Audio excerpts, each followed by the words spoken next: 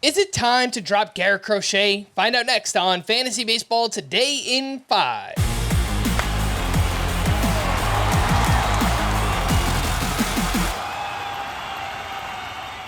Welcome into FBT in 5 on Monday, August 12th. I am Frank Stampfl, joined by Scott White, and let's talk about Garrett Crochet, who got clobbered by the Cubs this weekend, 2 1/3 innings, 7 runs allowed, gave up 4 homers in this start. He still did have lots of whiffs, but lots of hard contact. Obviously, the home runs were a problem. After the start, he did come out and say that he's been experiencing a mechanical issue over the last 3 or 4 weeks and cited that as the cause of his struggles. He did say he tried to convince himself it was something else each time out, but now he's identified it as a simple fix. Scott, we've heard a bunch of different excuses or reasoning from Garrett Crochet over the past month, and it's not really working. Where are you at on Garrett Crochet as a time to drop?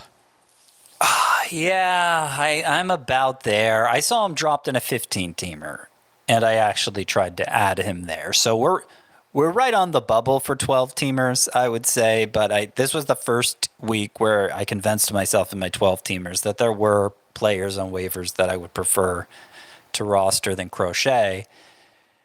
And that is kind of risky because maybe he's right. More specifically, they talked about how he was missing glove side, and pointed to that being something he could correct.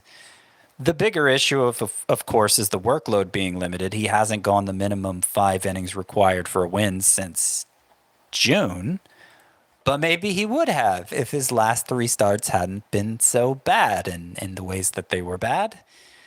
It's hard to say. I will point out that new manager, Grady Sizemore, because the White Sox have changed managers since Crochet's last start, said every game we are going to take it a little different in terms of how they manage Crochet's workload, which might surprise you because every game it's been like a 4-inning limit, it seems. So I think it's still possible that he gives us some 5-6 inning starts. If he's more efficient about it, if he pitches better. But it probably has like 6 starts left at most.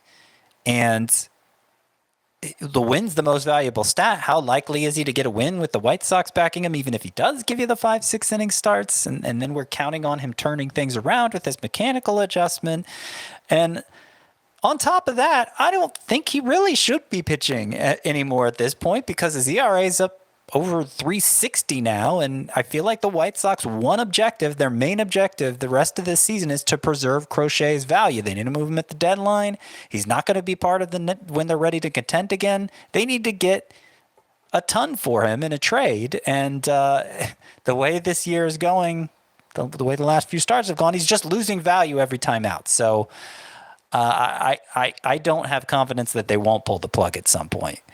So I'm not saying Crochet is must drop, but I could not blame you at all if you decide to drop him now. Would you drop him for someone like Spencer Arrighetti, who had the best start of his young career at the Red Sox on Saturday? 7 innings, 2 runs, 13 strikeouts with 21 whiffs on 92 pitches. That's back-to-back starts with 12-plus strikeouts here for Arrighetti, who's up to 47% rostered and also gets the White Sox this week. So fantastic matchup. Would you drop Crochet for Arrighetti? Yes, I would. I'd want to pick up Arrighetti anywhere I could get him because, after a 12 strikeout start followed by a 13 strikeout start, and now he gets the White Sox. So how good is that going to be? He's up to 3 double-digit strikeout efforts this season, which is hard to fake.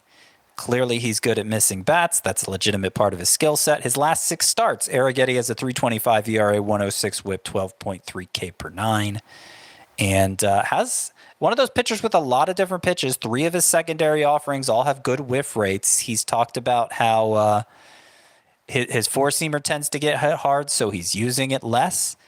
And I think that's good. I think he has the right idea with that. He actually threw it more in this start. He actually threw it 47% of the time and still got 13 strikeouts. So clearly he just has hitters all turned around at this point, and I'm very, very optimistic about the direction Arrighetti is headed.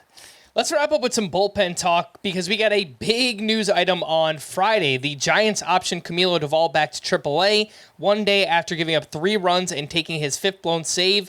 Bob Melvin did name Ryan Walker the team's closer, and Ryan Walker picked up a save on Saturday. So thrown right into the role, and he performed well. I'm going to throw lots of names your way here, Scott, but it was a big weekend for bullpens. How would you rank Ryan Walker, Victor Vodnik, Lucas Erceg, Justin Martinez, Seranthony Dominguez, and Aroldis Chapman if you need saves? Well, I think Walker is the best of these, and thankfully Bob Melvin actually named him the closer. So I think he's clearly number one, Ryan Walker, and he was going for a ton of money in some of those 15-team roto leagues, ton of fab dollars. He's number one. Justin Martinez is number 2, even though he hasn't been named the closer. For Arizona, all signs point to him being it. For now, I think there's a chance they could still go back to Paul Sewald. But I think Justin Martinez is good enough potentially to keep the job. Third, I'm going to say Lucas Erceg. Now that Hunter Harvey is on the IL, he would be the next man up for the Royals and is good enough to potentially seize that job. I will go Aroldis Chapman, who I think really should replace David Bednar at this point. His control's been much better lately. Followed by Seranthony Dominguez, who Kimbrel had another bad outing over the weekend. I'm not sure. I'm not sure he's going to be able to hold off Dominguez. And finally, at the end, Victor Vodnik, who is the Rockies closer, but what is that really worth to us, honestly? Fair enough. For more extensive fantasy baseball coverage, listen to the Fantasy Baseball Today podcast on Spotify, Apple Podcasts, the Odyssey app, or anywhere else podcasts are found. Thanks for listening to Fantasy Baseball Today in 5, and we will be back again tomorrow. Bye-bye.